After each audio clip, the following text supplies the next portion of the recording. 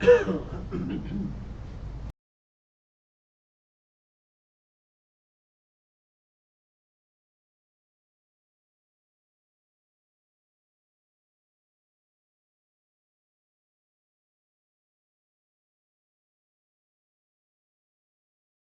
يوم الدين.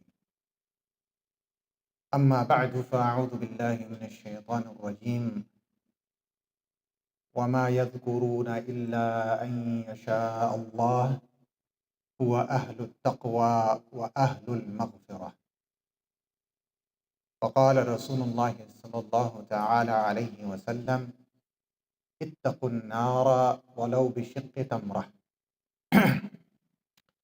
آمنت بالله صدق الله مولانا العظيم وصدق رسوله النبي الكريم ونحن على ذلك من الشاهدين والشاكرين والحمد لله رب العالمين. My respected brothers and sisters in Islam, respected elders, ulama karam, students of knowledge, Alhamdulillah, with the tawfiq of Allah subhanahu wa ta'ala, we are nearing to the end of the blessed month of Sha'ban, and we are anticipating the blessed month of Ramadan al-Mubarak that has come upon us. And in anticipation of that, we make preparation, physically speaking and spiritually speaking, so that our readiness to welcome this month will be our best. And for us to really be at our best, we have to always keep in mind the maqasid of the Sharia, the purpose and objectives of the Sharia, by which we can gain closeness, loyalty, sincerity, piety, which is today's topic, taqwa, and the virtues of taqwa, so that we can ultimately please Allah Tabarak wa Ta'ala through this beautiful worship and through being submissive to Him Tabarak wa Ta'ala. In aspects of the blessed month of Ramadan, inshallah, the khutbahs that we'll be giving in the future during the month of Ramadan, and inshallah afterwards as well, we will go throughout the month of Ramadan, going over the ahkam, the rules and regulations, the hikam, the beautiful wisdoms behind these worships that Allah subhanahu wa ta'ala has ordained upon us, al-siyam wal-qiyam, meaning the fasting and also the long standing before Allah subhanahu wa ta'ala, the extra ibadat that we will be engaging in during the month. And for us to, first of all, like I started off the khutbah with, determining our priorities is very important at this moment. That you and me make sure that whatever we can do to ready ourselves, physically speaking, spiritually speaking, for that month, we need to do that. I'm not going to go over that because we have already covered a program on this previously. And for those who don't know, they can inshallah go back and inshallah listen to that. So in aspects of today's topic, which is attaining this very important quality of taqwa, which is one of the most important and significant parts of our faith. And we should not take lightly, because the maqasid, the objectives, are something that we cannot miss. We cannot overlook them. And we need to be perfect as much as possible to gain the full extent of what our Lord is telling us to do. Tabarak wa ta'ala. Allah subhanahu wa ta'ala, He says in the Quran, in Surah Al-Baqarah, Ya ayyuhal ladhina amanu kutiba alaykum as-siyam kama kutiba ala alladhina min qablikum la'allakum tattaqun. All of you know this verse in relations to, which is related to the fasting in the month of Ramadan that's been prescribed to the believers in this month. And it's been prescribed to also not just the Muslims, but previously the Ummahs as well. In regards to this verse, there are a couple of opinions. One, that the resemblance that Allah subhanahu wa ta'ala gave to this fasting was nothing new for this Muslim ummah, for this ummah of Prophet Muhammad sallallahu alaihi wasallam, but it was also given to previous ummah, previous nations as well, who also fasted. And therefore, they in aspects of this fasting, they did that too. This is a consolence for us as believers, that this fasting, even though it may be a difficult worship, physically speaking, where we are both subduing and leaving certain things. You know, the shan, or the condition of most worships, is you're doing something. Understand? You're doing something. You're physically actually doing something. Like, for example, paying our zakat. You're doing something. Physically worshiping, doing salah. You are doing certain actions and sayings. In Hajj, similarly, you're doing certain actions at a certain place, at a certain season. But when it comes to siyam, you are leaving something. You're doing tark. You're abstaining from things. You're leaving things that are not only mahdurat, so what we say, the mahdurat al-sharia, those things which are prohibited upon us. But you're even leaving mubahat. You're leaving things that are permissible. Eating, drink, conjugal relations with one's spouse. These are all permissible things, but now you're even leaving those to acquire a higher level of worship to Allah subhanahu wa ta'ala. This is the beauty of what we need to understand during this fast. The core essence of that is what we all are hearing about, and we need to keep in mind all the time as a priority. Because if we're fasting and we're not attaining that priority, we're just staying hungry and thirsty and leaving conjugal relations for what? Maybe we'll get some benefit here and there in aspects of diet, right? But the aspect that Allah subhanahu wa ta'ala wants us to gain, that will not be acquired. And that is a loss, because it's a part of our taqwa, it's a part of our faith. So when it comes to that, that is one aspect of the resemblance that Allah gave us, this fasting, and you can do it just like the previous people had done before. It's not something that's so difficult that it's outside of your capability. It is. And you should struggle in doing so and do the best to your ability. Some of us are not healthy and we cannot do so. So you should do rujur, you should go back and ask these masail from ulama who can guide you, and so on, for sick people, for people who cannot keep those fasts, so that you know what you should be doing.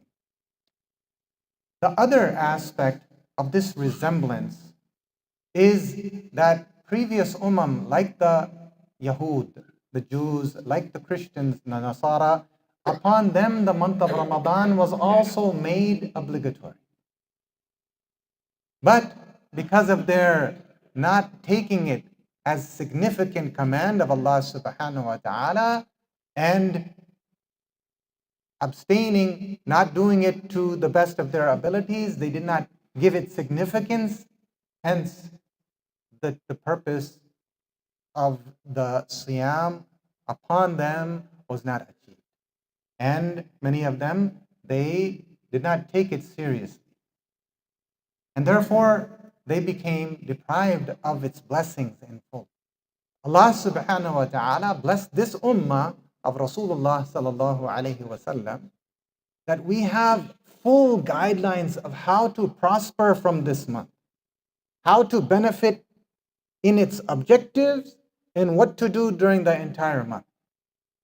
And if we stay upon that course, we will inshallah attain taqwa, which will please Allah subhanahu wa ta'ala, increase our faith, and grow closer in proximity to Rabb Tabarak wa ta'ala. And so, what is taqwa? And what is as-siyam? What is fasting? We look at some aspects of those things of taqwa. I'll go over a list of those things. But first, what is a sawm? What is the speciality of sawm, this word that we hear, sawm as-siyam? This is the root word. And it means al-imsak, that we abstain. Like we just said, you're abstaining from, you're not actually doing something, right? I mean, you are doing something, but nobody can see that. It is not visible to people. Like if you go to work, your boss won't know that you're fasting unless you tell him, right? And so this is something that, if someone's praying in their office, your boss gives you some time to pray, and you're observing prayer, they can see you're praying. You're doing something. Again, this fast is for the sake of Allah, and we're doing it only for Him. Hence the reward it fetches is, as Allah subhanahu wa ta'ala, He tells us in the Hadith Qudsi, which you have heard, as-sawmu li wa ana ajzi bih, that fasting is solely for me. And this is that perspective of why we can see, because it's so sincere that people don't know unless you tell them you're fasting, even your own family, right? So Allah subhanahu wa ta'ala, when it comes to the reward of good deeds, He gives that amount for prayer, for hajj, other things like that. When He talks about sawm, He says, I will compensate for it. That leaves a person in total awe and grandeur of what he is going to have from Allah subhanahu wa ta'ala in store. When you are told that you will be compensated for that, right? Greatly compensated. You're thinking, what's going to be the reward? But if you are told that your compensation is without account, it's from the king himself, it's from the president himself, it's from so great person, you're just like, you're left without any words, anything can comprehend what's going to be the reward. So just imagine the reward when Allah Himself is going to compensate for the sa'imin, for those who are fasting. The reward is incredible, and we cannot comprehend it. Al-imsak anil muftirat. Haqiqatan aw hukman. What is fasting? It is basically abstaining from those things that are regularly permissible, but you are abstaining from eating, drinking, and also conjugal relation during a makhsus time, a specific time, and that is during the day, from dawn to dusk. This period of time has been allocated for us that if we want to attain taqwa, you can't keep a half fast. You can't keep a quarter of a fast. Some of our kids they're not mukallaf yet, to make them practice, we say, you can fast a half a day, or you can do miss this meal, or you can do that. That's fine to give them aada, to habituate them in fasting. But for the mukallaf, for those who are at the age of reckoning, of accountability, we have to fast. We can't just do it half. We have to fast all the way, entirely. Hukman, haqiqatan, absolutely abstaining from food. As Lent is practiced by the Christians, they stay away from a certain food. My neighbor, she said, I have to stay away from chocolate. I'm not going to eat chocolate for a whole month. I've promised my Lord that I'm going to do that. Right? So they stay away from that certain food, but they can drink water, they can do other things. So this is a type of fast as well. This word, by the way, it comes in the Quran, that Maryam alayhi salam, Allah subhanahu wa ta'ala, when he said about her, فَقُولِي إِنِّي نَظَرْتُ لِلرَّحْمَنِ صَوْمًا فَلَنْ أُكَلِّمَ الْيَوْمَ إِنْسِيًّا. As she fasted, but the fast was different in nature. What was it? It was her staying silent. And she would not talk to anyone. That was a type of fast as well. Staying away from a certain qawl, from a certain saying or certain action, that is also in the definition of the previous ummah they used to fast. But for us as an ummah, Allah has given us restrictions that we have to pay attention to. So we should understand that when we are fasting, those things, food, drink, conjugal relations, these are things that break the fast, regardless of what they are, right? And we should be careful that we differentiate between nisyan and khata, making a mistake, and making an error in fasting. What does that mean? That means that we are staying away from the food. So if you eat food forgetfully, for example, or you drink forgetfully, right? That does not break the fast.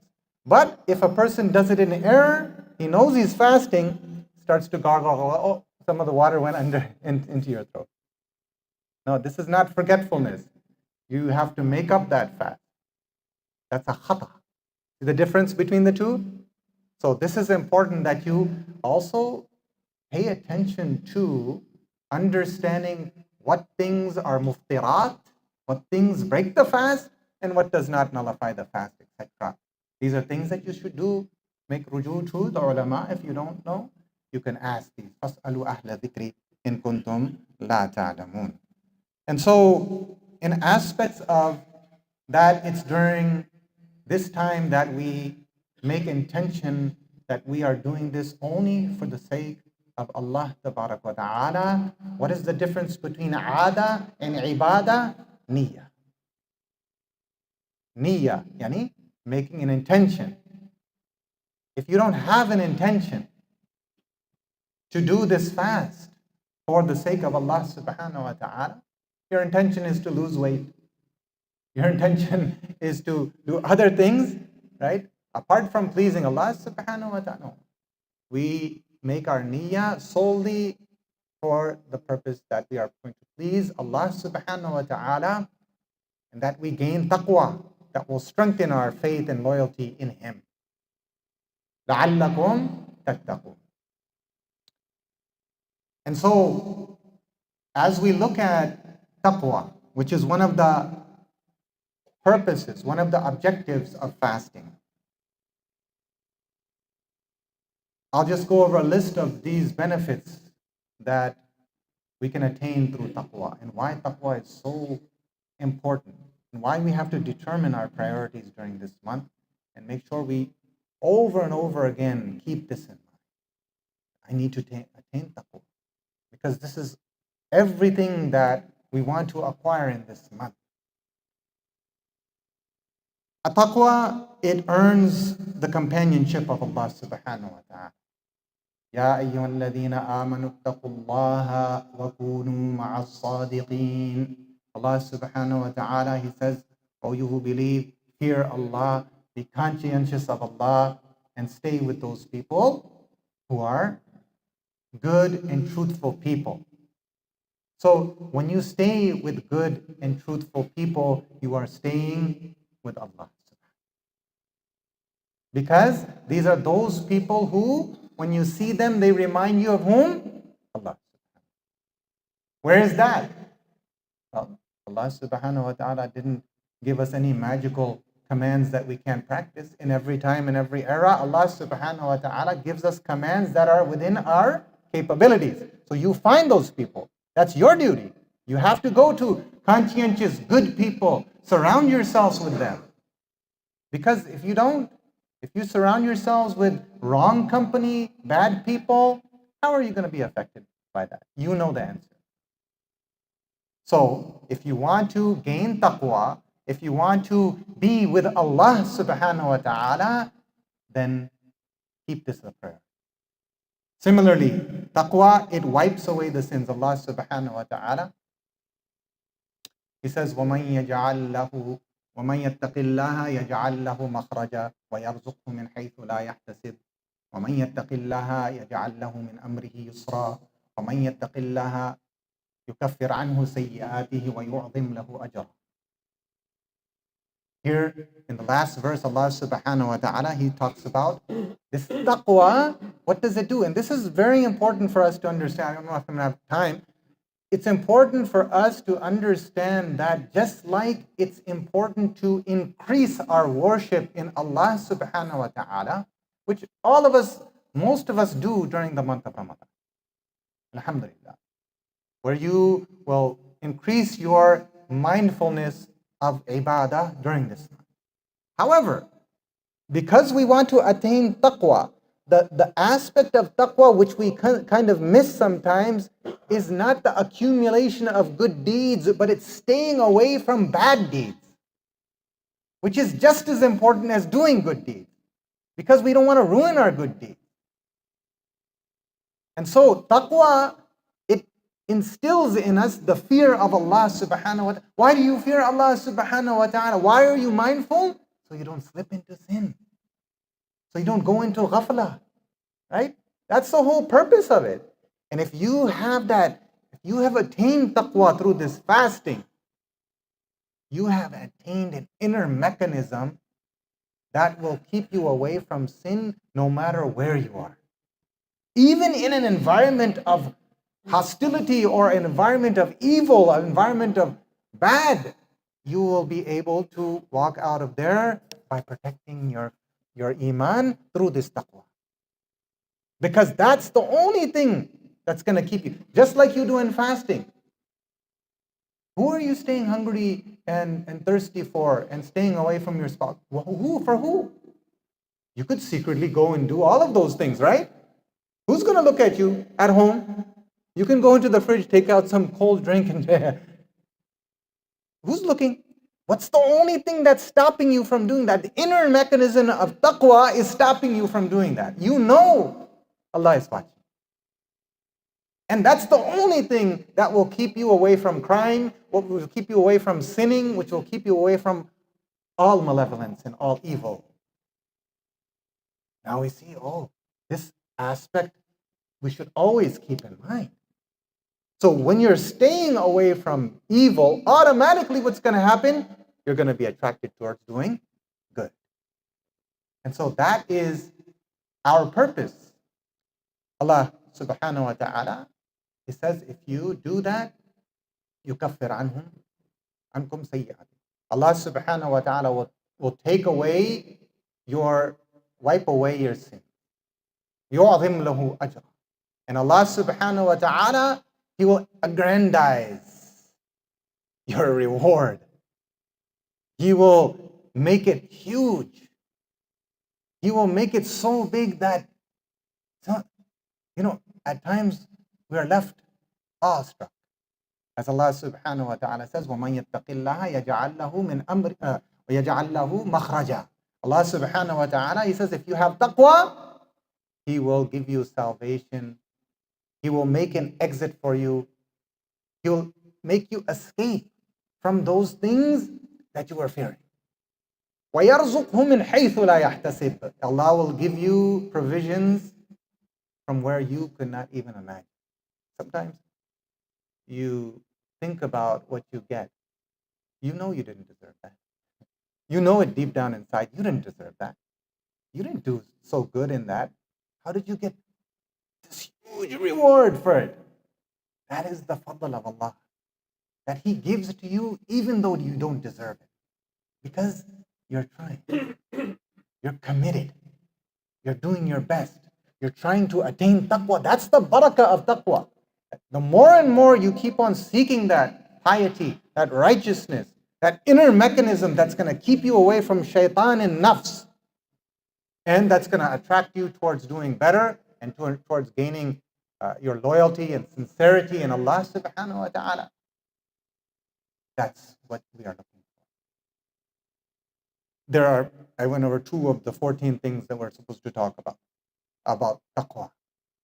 Taqwa is something that really Allah subhanahu wa ta'ala, He will inshallah bless us with if we do our utmost to attain it.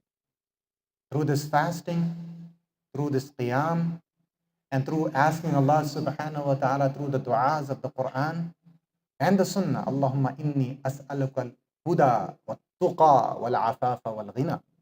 Making dua that Allah give us hidayah, give us guidance, give us taqwa, give us chastity. May Allah subhanahu wa ta'ala bless us with all of these things. May Allah subhanahu wa ta'ala make it easy for us to fast during this blessed month of Ramadan. And may Allah subhanahu wa ta'ala give us the tawfiq to determine our priorities and to study and gain the knowledge before we actually act upon this fasting, so that our fasting will be a means to gain this taqwa, the contentment of Allah subhanahu wa ta'ala. Wa akhiru da'wana alhamdulillahi rabbil alameen. Our dear brother, Jahan Zeb's elder brother, Brother Qamaruddin Siddiqui, he passed away on Thursday morning in Delhi, India. Inna lillahi wa inna ilayhi raji'un. Allahumma ighfir lahu warhamhu wa'afihi wa'afu anhu. اللهم اغسله بالماء والثلج والبرد ونقيه من الخطايا كما ينقى الثوب الأبيض من الدنس. اللهم أدخله الجنة جنة الفردوس يا رب العالمين برحمتك يا أرحم الراحمين.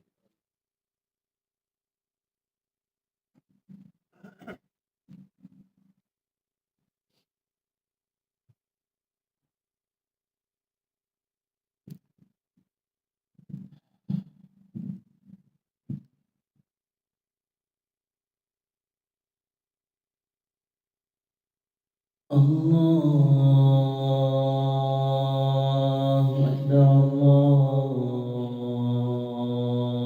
الله أكبر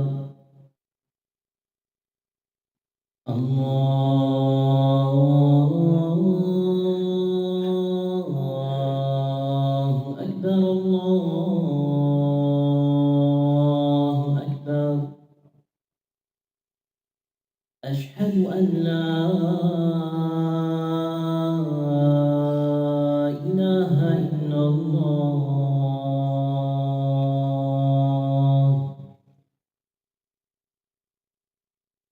أشهد أن لا إله إلا الله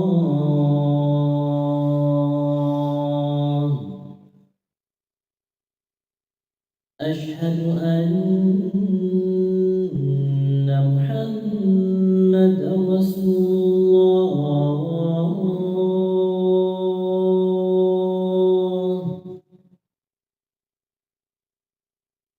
أشهد أن محمد رسول الله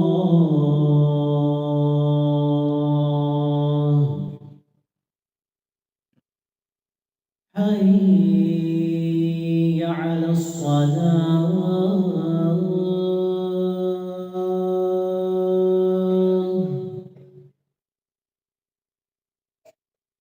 حي على الصلاة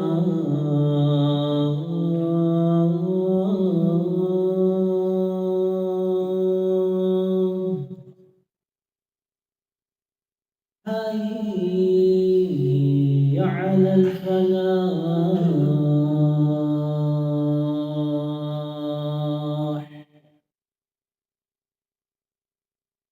حي على الفلاح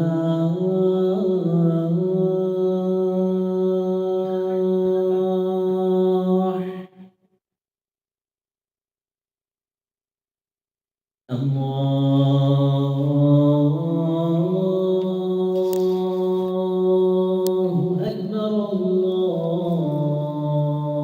الله أكبر لا إله إلا الله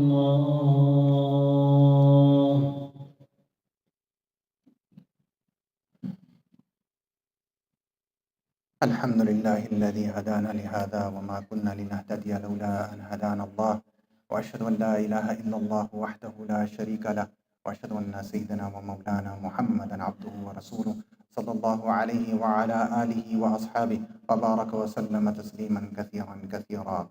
أما بعد، فيا أيها الناس اتقوا الله حق تقاته ولا تموتن إلا وأنتم مسلمون. قال تعالى: يا أيها الذين آمنوا اتقوا الله وقولوا قولا سديدا يصلح لكم أعمالكم ويغفر لكم ذنوبكم، ومن يطع الله ورسوله فقد فاز فوزا عظيما. وقال تعالى: يا أيها الذين آمنوا كتب عليكم الصيام كما كتب على الذين من قبلكم لعلكم تتقون. وقال تعالى: ومن يتق الله يجعل له مخرجا ويرزقه من حيث لا يحتسب، ومن يتوكل على الله فهو حسبه، إن الله بالغ أمره قد جعل الله لكل شيء قدرا. وقال رسول الله صلى الله تعالى عليه وسلم: اتقوا النار ولو بشق تمرة. بارك الله لنا ولكم في القرآن العظيم، ونفعنا وإياكم بالآيات والذكر الحكيم. أستغفر الله لي ولكم ولسائر المسلمين والمسلمات فاستغفروه إنه هو الغفور الرحيم.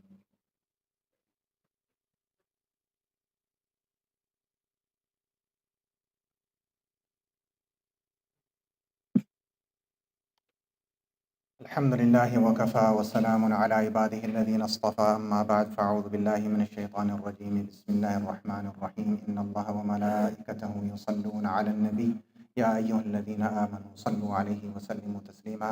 اللهم صل على محمد عبدك ورسولك، صل على جميع المؤمنين والمؤمنات والمسلمين والمسلمات الأحياء منهم والأموات إنك سميع قريب مجيب الدعوات. وارض اللهم عن ساداتنا أبي بكر وعمر وعثمان وعلي، وعن سائر الصحابة والتابعين وتابعيهم بإحسان إلى يوم الدين.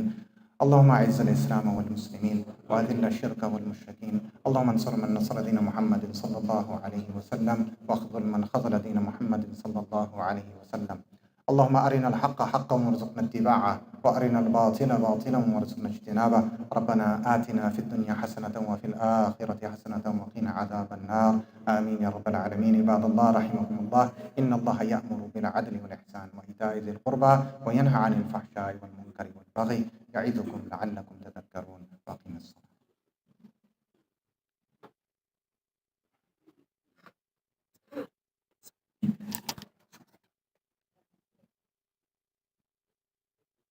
الله أكبر الله أكبر الله أكبر الله أكبر. أشهد أن لا إله إلا الله، أشهد أن لا إله إلا الله، أشهد أن محمدا رسول الله، أشهد أن محمدا رسول الله. حي على الصلاة حي على الصلاة، حي على الفلاح حي على الفلاح. قد قامت الصلاة قد قامت الصلاة. الله أكبر الله أكبر، لا إله إلا الله. استووا واستقيموا واعتدلوا. Straighten lines, fill in the gaps. I've been told there's a big crowd, so please, brothers, try to squeeze together as much as possible. It's in a couple of minutes, inshallah. Please make room for your brothers in the back as much as possible. Barakallahu.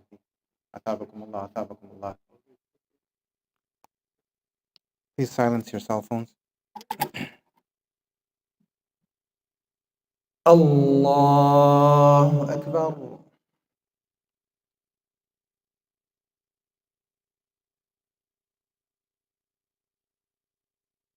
الحمد لله رب العالمين، الرحمن الرحيم، مالك يوم الدين.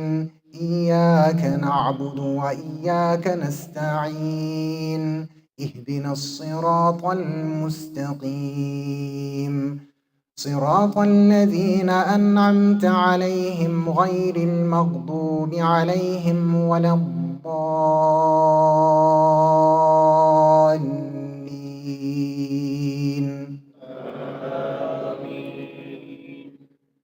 قد أفلح من تزكى وذكر اسم ربه فصلى، بل تؤثرون الحياة الدنيا والآخرة خير وأبقى.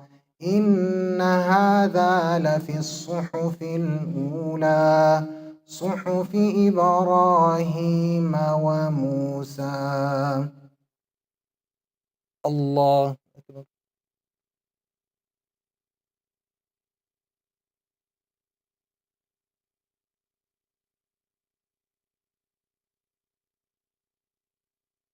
سمع الله لمن حمده.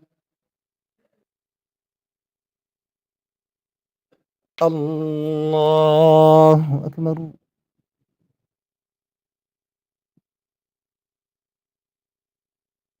الله أكبر. الله أكبر.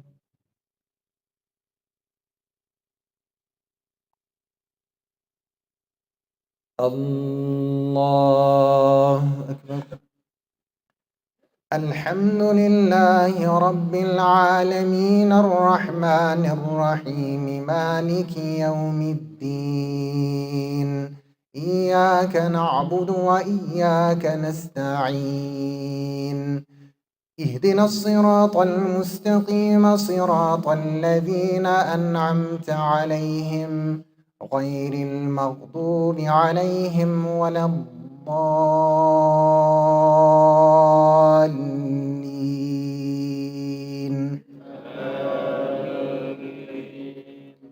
والتين والزيتون وطور سينين وهذا البلد الأمين. لقد خلقنا الإنسان في أحسن تقويم ثم رددناه أسفل سافلين إلا الذين آمنوا وعملوا الصالحات فلهم أجر غير ممنون. فما يكذبك بعد بالدين. أليس الله بأحكم الحاكمين. الله.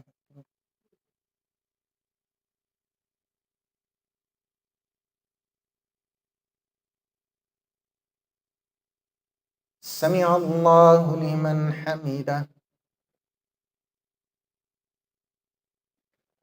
الله أكبر.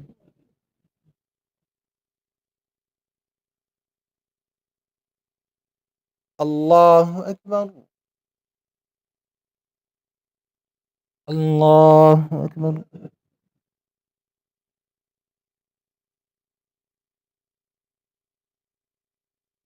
الله أكبر.